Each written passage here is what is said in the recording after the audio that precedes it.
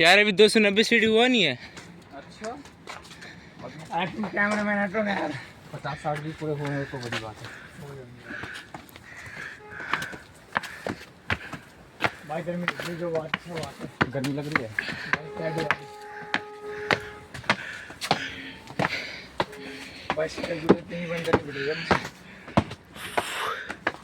भाई इधर देखो, इधर तो देखो यार।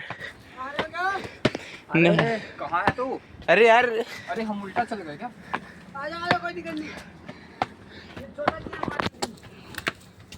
यार तुम लोग तो कुछ ज्यादा स्पीड में भाग रहे हो। तो यार जीना है क्या यार, उल्टा से। अच्छा नहीं दिया बता रहा मैं सदनील टन कौन? देवा आओ देख रहा है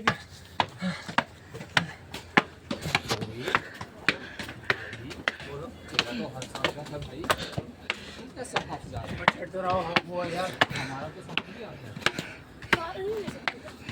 ओह माय गॉड।